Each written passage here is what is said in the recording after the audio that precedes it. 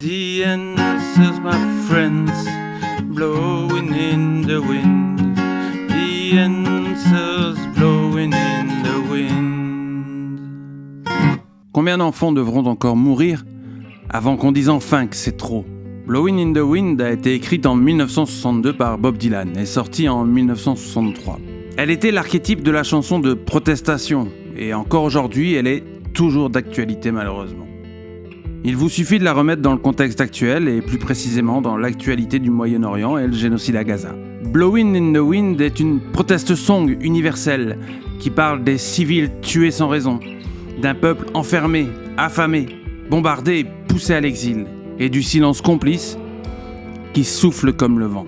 D'ailleurs, Bob Dylan lui-même a déclaré « Je n'ai pas grand-chose à dire sur cette chanson, sinon que les réponses sont dans le souffle du vent. Elles ne sont pas dans les livres, les films, la télé ou les discussions politiques.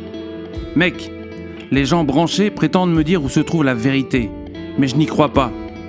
Je dis toujours qu'elle est dans le souffle du vent et que, comme une feuille de papier jetée en l'air, elle retombera un jour. Mais le problème, en fait, c'est que personne n'attrape la réponse au moment où elle redescend du ciel. Si bien qu'il n'y a pas grand monde qui aille y voir et savoir. Et alors, elle reprend son envol à nouveau. Le refrain de cette chanson que j'ai chantée au début de la vidéo dit textuellement « The answer, my friend, is blowing in the wind ». Ce qui veut dire « La réponse, mon frère, flotte dans les airs ». Ah, la réponse. Ah oui, elle est là, hein. Mais malheureusement, beaucoup détournent encore le regard.